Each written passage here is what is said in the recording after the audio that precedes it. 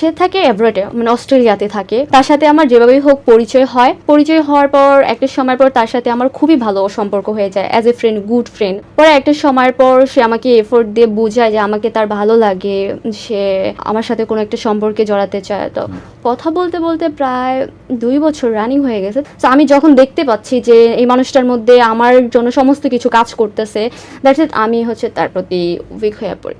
তারপর তার সাথে আমার সম্পর্ক হয়ে যাওয়ার পর সে হঠাৎ করে আমাকে বলে যে তোমার জন্য একটা গুড নিউজ আর ব্যাড নিউজ আছে। আমাকে কি সেটা? পরে ওর মা বাবাকে কাউকে জানায়নি, সেখান থেকে শুধু আমাকে বলছে যে আমি দেশে আসতেছি। দেন ও দেশে আসার পর বলে যে আমি একমাত্র আসছি শুধু তোমার সাথে দেখা করার জন্য। আসার পর আমার সাথে দেখা সাক্ষাৎ, মানে খুবই ভালো সম্পর্ক হয়ে যায়। মানে কি বলবো, ওর আর আমার এজ এ হাজব্যান্ড ওয়াইফের মতো সম্পর্ক দুজনের। হ্যাঁ, তখন আমার বাসা থেকে বিয়ের জন্য প্রেশার ক্রিয়েট করে। তখন আমি বললাম যে আমি আমার বাসায় ওর কথা বলে দিই, বলি যে আম্মু আমি এই ছেলেকে ছাড়া আর কাউকে বিয়ে করবো না, সো আমার যদি বিয়ে করতে হয় আমি তাকেই বিয়ে করবো। দেন কী করলাম, আমি আমার দুলাভাইয়ের সাথে, মানে আমার বড় বোনের জামাই যে, আমি তার সাথে তাকে পরিচয় করাই দিলাম। তো আমার বোনের সাথেও সে কথাবার্তা বললো, মানে অ্যাজ এ ফ্যামিলি মেম্বারের সাথে সে মিশে গেছে। তো আমার ফ্যামিলি মেম্বার মোটামুটি সবাই জানে যে আমি আর একটা ছেলের সাথে সম্পর্ক আছে, আমি অন্য কোথাও কাউকে বিয়ে করব না। আমার যদি বিয়ে করতে হয় তাহলে যে তাকেই বিয়ে করব।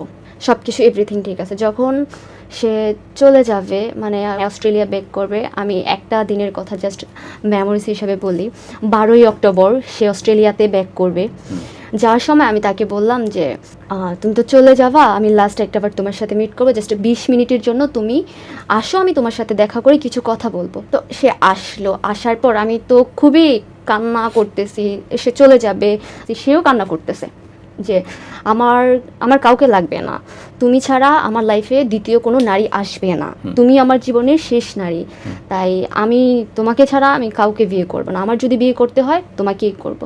তো ও দেশে থেকে চলে গেছে অস্ট্রেলিয়াতে। চলে যাওয়ার পর তো আমাকে নিয়ে যেহেতু এই 20 দিন দেশে ছিল, ঘুরেফেরা করার মধ্যে মানে একটু প্রকাশ্যই ঘুরি আর কি। আশেপাশে লোকজন দেখার পর ওর বাসায় যে বিচার দেয়, তখন ওর বাসায় জানার পর ও বললো যে ফ্যামিলি তো মানবে না, তো আমাদের এখানেই শেষ। তখন আমি কান্নাকাটি করতেছি যে না, এটা কেমনে হয়, আমি পারবো না তোমাকে বলতে। পর বলতেছে যে আমিও তো পারবো না। ও অনেক, মানে একটা ছেলে যখন কান্না করে তখন আর তারে অবিশ্বাস করে থাকা যায় না।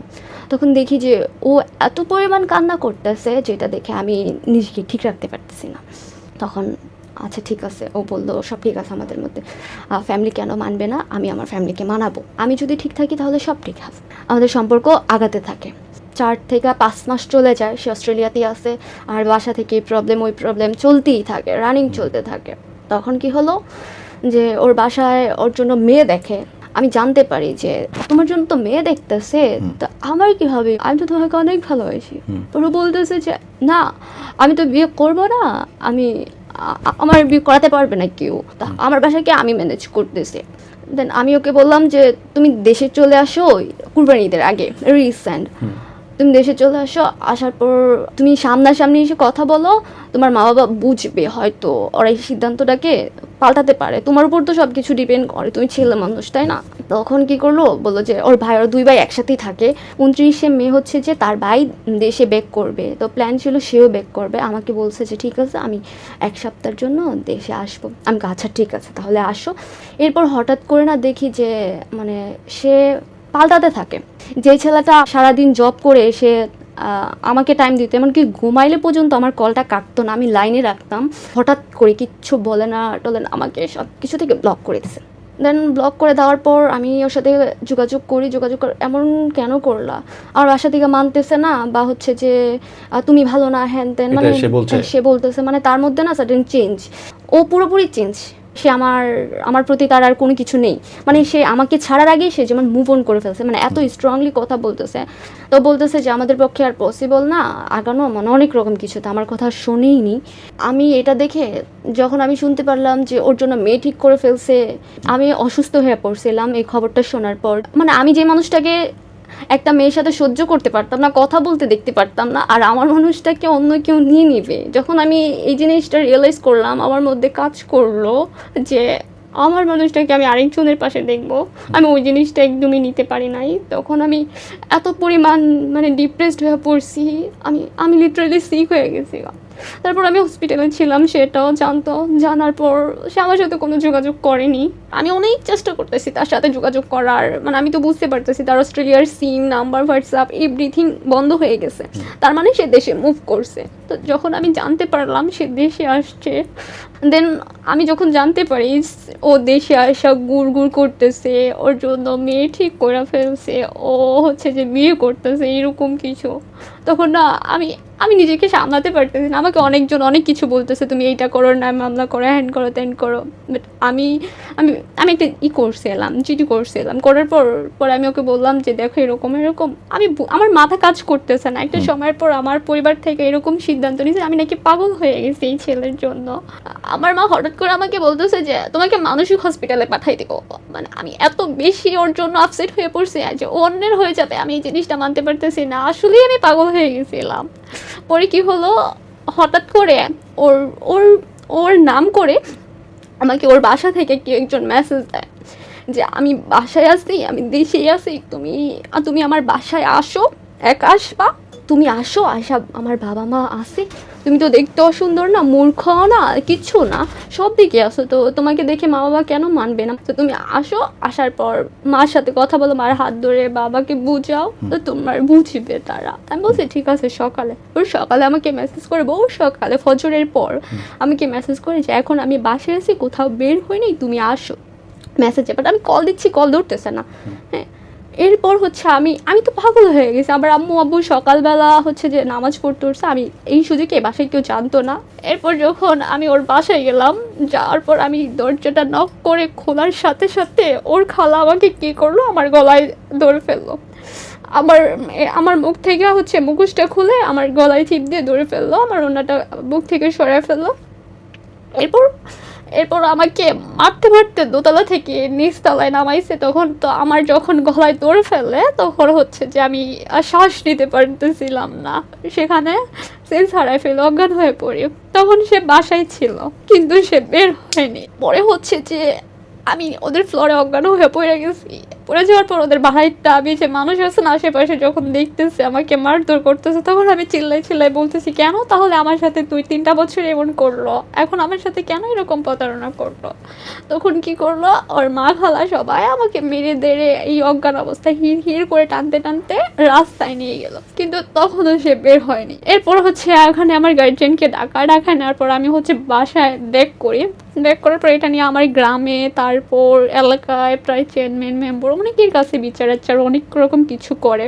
এখন ওরা ভয় পাইছে যদি আমি মামলা টামলা করে দিই ওর নামে। এই যে আপনাকে মারধর করেছে, আপনি কোনো জিডি বা কোনো মামলা করেন? আমি করি নাই, কারণ কিসের জন্য, আমি এটা চিন্তা করছি যে যদি আমি এরকম কিছু করে এসে তো অস্ট্রেলিয়া যেতে পারবে না, আটকা পড়ে যাবে, আমি তার লাইফের কোনো ক্ষতি করতে চাইনি। কিন্তু তার মধ্যে সে এত বড় প্রতারণার ফাঁদ ছিল সেটা আমি বুঝতে পারি নাই। দেন কি হলো, সে যখন দেখলো আমি বাসায় গেছি, ওই দিনই সে চলে গেল। আমি ওরে কল দিলাম, কল দেওয়ার পর সে আমাকে বলে যে আমি তো বিয়ে করে ফেলছি, তাহলে তুমি 2টা বছর 3টা বছর আমার সাথে এমন কেন করলা। তো ওদের কথা ছিল কি, মানে আমরা মিডল ক্লাসের ফ্যামিলির মেয়ে, তো ওরা আমাদের ঠিক থেকে একটুই ছিল আর কি। তো এই কারণে আর কি, মানে যা পারছে, যেভাবে পারছে ওইভাবে হ্যারাস্ত করছে। তোমার জন্য আমি কি করি নাই জীবনে, তুমি যখন যা বলছো সেটা করছি, যা শুনতে চাইছো তাই বলছি, ফ্যামিলিকে স্যাক্রিফাইস করছি, এট লাস্ট তুমি কি করলা, তুমি হচ্ছে যে অন্যের হয়ে গেলা। মানে ও আমি ওরে দেখছি যে একটা ছেলে মানুষ আমার জন্য কান্না করতে করতে বলছে যে তুমি ছাড়া আমি জীবনে কোনো নারীর কাছে যাব না, তুমি ছাড়া আমার লাইফে কেউ আসবেও না। আর সে হঠাৎ করে চেঞ্জ হয়ে যায়। পরে একটা সময় পর জানতে পারলাম তার মা খালা হচ্ছে যে, আমি জানি না এটা বলা ঠিক হবে কিনা, হচ্ছে যে এক প্রকার কুফর বোঝেন, এগুলা করে। সো যেই মানুষটা হচ্ছে এত নরম মনের ছিল যে আমাকে ছাড়া কিচ্ছু বুঝতো না, সো ওই মানুষটাকে ব্ল্যাক ম্যাজিক করে সে পাথর বানায় ফেলছে। আমার প্ল্যান ছিল কি, যেহেতু সে অস্ট্রেলিয়াতে থাকে, আমি তার জন্য আইএলটিএস প্রিপারেশন নিয়েছি, এক্সাম দেওয়ার কথা ছিল এই যে 15 তারিখে, তারপর সমস্ত কিছু প্রসেসিং রেডি করছে, আমিও চলে যাব। দেন ও কী করলো, ও তো বিয়ে করে ফেললো। এখন আমি কি করবো, এখন আমার লাইফটা হচ্ছে যে আমার আর কারো কোনো মানুষের প্রতি বিশ্বাসই জন্মাচ্ছে না, যে আমি এগিন মানুষকে বিশ্বাস করবো। এভাবে ঠকে যে কোনো মেয়েই পারবে না। যে এটা আমি সবার উদ্দেশ্যে একটা কথা বলি, যে যেই ছেলেরা বলে যে অপেক্ষা করো, ধৈর্যের ফল অনেক মিষ্টি হয়, সবুর করে, কিন্তু কখনোই না, পুরুষ কখনো কোনো নারীকে মন দিয়ে ভালোবাসে না। আমি চাইলে পারতাম আমি মামলা টামলা করে তোমার অস্ট্রেলিয়া যাওয়া বন্ধ করে দিতে, কিন্তু আমি তোমার লাইফে ওরকম কোনো ক্ষতি করি নাই। কিন্তু তুমি এর কর্মফল ভোগ করবা, আগে হোক পরে হোক, এটার ফল ভোগ করবাই। আমি যদি তোমাকে মাফ করে দিই, আল্লাহ কোনোদিন তোমাকে মাফ করবে না। আর এটা মনে রেখো, পাপ কোনোদিন বাপকেও ছাড়ে না। আর তুমি তো মানুষ, so তুমি জানতা যে আমি তোমার জন্য কতটা লয়াল ছিলাম আর কত কি করছি। তুমি ছাড়া দ্বিতীয় ব্যক্তি জানে না যে তোমার আর আমার মধ্যে সম্পর্কটা কি ছিল। So আমি তোমার উদ্দেশ্যে এই কথাগুলোই বলি যে তোমার জীবনে সমস্ত কিছু হয়ে যাক, তুমি সব সুখ পাও, সব সুখ পাও, আল্লাহ তোমাকে সব কিছু দেয়, কিন্তু এই সুখ জিনিসটা যেন তোমার রিজিকে আল্লাহ না দেয়। আমি কোনো দিন তোমাকে মাফ করবো না, এটা আমার মনের দাবি। টাকা পয়সা সব কিছু পাবা, কিন্তু তুমি একটা সময় পর রিয়েলাইজ করতে পারবা, বুঝবা যে আমি তোমার জীবনে কি ছিলাম আর তুমি কি চাইতে গিয়ে কি হারাইছো। এটা তুমি আগে হোক পরে হোক এটা বুঝবা, আর এটার জন্য তোমার কাছে আল্লাহর কাছে জবাব দিতেই হবে। 2025 সালে এসে আপনি একজন মানুষকে এভাবে বিয়ে ছাড়া এতখানি বিশ্বাস করবেন, এটা আপনার একটা ভুল। আমি আশা করব নিজেকে আপনি সামলাবেন, নিজের ভুল শুধরানোর চেষ্টা করবেন। আপনার বাবা মাকে যে কষ্ট আপনি দিয়েছেন, সেই কষ্ট তাদের মন থেকে মোছার চেষ্টা করবেন, তাদের মন জয় করার চেষ্টা করবেন এবং আল্লাহর কাছে দোয়া করবেন আল্লাহ যেন আপনাকে নিজের ধৈর্য ধরার